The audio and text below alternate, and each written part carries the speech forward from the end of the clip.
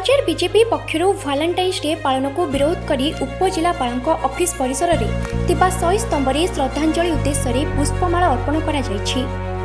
पुलवामा आतंकवादी आक्रमण में मृत्युवरण करथिबा समस्त शहीद मानक आज तिरोधान दिवस होइतिबारु समस्त वीर जवान मानक श्रद्धांजलि स्वरूप पालन करी ए प्रयास आरंभ करछन्ति और एहा आगको जारी रहइबो बोली बीजेपी पक्षरु सूचना दिया जायछि। आक्रमण रे पाखापाखि 40 जन जवान मृत्युवरण करथिले तांको श्रद्धांजलि उद्देश्य आज आम उपजिलापाल कार्यालय पाखरे थिबा समस्त शहीद स्तंभ एवं वीर जवान प्रतिमूर्ति रे माल्यार्पण कलु एवं समाज को एक दीर्घश्वास दबा पाई आज आम प्रयास रही भारतीय जनता पार्टी तरफ एवं आज 14 तारीख किछि लोक वैलेंटाइन डे पालन करुचंती ताकू न पालन करी आज आम ब्लैक डे पालन करिबा कहीं आज युवपीढ़ी 5G जुगरे एक भूल ट्रैक रे पळैचंती ताकू सठिक ट्रैक रे आनिबा पई यह एक आम प्रयास रही वैलेंटाइन डे पालन करिबा न करी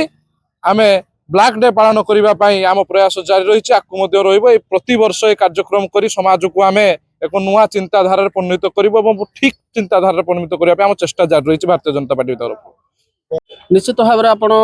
आम कहबू ये तो कला दिवस नुहे ये शहीद दिवस तेणु आम देशर गर्व गौरव जो सैनिक वीर पुत्र माने थिला आम देश पाई जो 40 जन जवान शहीद हेले पुलवामा आतंकवादी को आक्रमण रे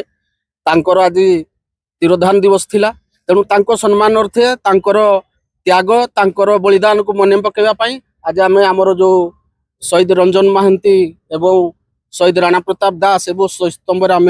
पुष्पमाल्य अर्पण कलु एवं तांकर जो त्याग थिला तांकर जो बलिदान थिला तांको मन पकेवा पाई आज आम भारतीय जनता पार्टी तरफ एटी पुष्पमाल्य अर्पण कलु। भारतीय जनता पार्टी तरफ भारत पाई भारत माटी पाई बलिदान देथिबा शहीद मान को मने पकेया पाई एवं आज पुलवामा रे जो सैनिक माने शहीद होते भारत पाई से माने जीवन देथिले तांको मने पकेया पाई आज तालचेर रे भारतीय जनता पार्टी तरफ आमर उपजिलापाल तालचेर कार्यालय परिसर थिबा शहीद स्तंभ एवं शहीद रंजन महांती शहीद राणा प्रताप दास प्रतिमूर्ति रे माल्यार्पण एवं पुष्प दे आम से सम्मान जनइलु एवं मने पकईलु पुलवामा रे जो वीर सैनिक माने शहीद होते तांको मध्य मने पकईलु आज जेहेतु भारत वर्ष पाई से माने जीवन देइचंती सेही उद्देश्य रे भारतीय जनता पार्टी आज तांको मने पकईया पाई एही कार्यक्रम जाहिर रखितिला।